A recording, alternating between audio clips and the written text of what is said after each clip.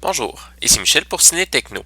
Et aujourd'hui, je vous parle du film The Zookeeper's Wife de Niki Caro, sorti en DVD et copie numérique chez Amtrak Films le 4 juillet 2017 et mettant en vedette Jessica Chastain et Daniel Brühl. Un couple polonais propriétaire du zoo de Varsovie pendant la montée du Troisième Reich et la Deuxième Guerre mondiale décide d'utiliser le zoo pour cacher et faire évacuer des Juifs pendant l'occupation nazie.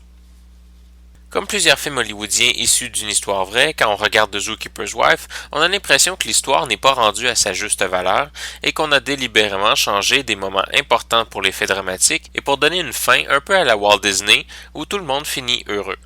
Cependant, il semble que ce genre d'histoire existe vraiment. Sans avoir fait de recherches trop poussées dans le domaine et semble considéré comme un expert de la situation en Pologne pendant la Deuxième Guerre mondiale, il semble que la plupart des éléments du film soient relativement vrais, à l'exception de quelques détails qui changent très peu la donne du film.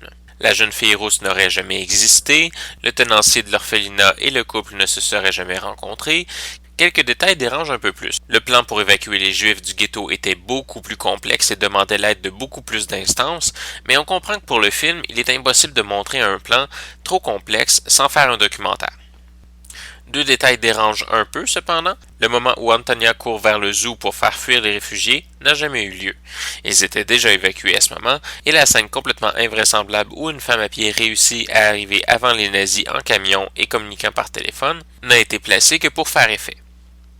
Aussi, pendant le film, on voit les réfugiés dessinés sur les murs du sous-sol. Par-dessus tout, ils dessinent des étoiles de David.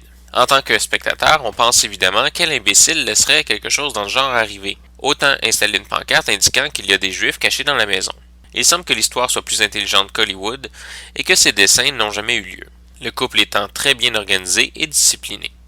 Sinon, on exagère quelques éléments et on en passe quelques-uns sous silence, mais sans jamais trop affecter la réalité, il semble. Même les éléments Walt Disney, comme la fin dans le style conte de fées ou Antonia qui entretient une relation à la Blanche-Neige avec les animaux, semblent vrais. On peut se dire cependant que ce n'est pas qu'Hollywood a décidé de faire honneur à l'histoire, mais plutôt que pour une fois, l'histoire offre un récit qu'Hollywood n'a pas besoin de trop modifier. Bref.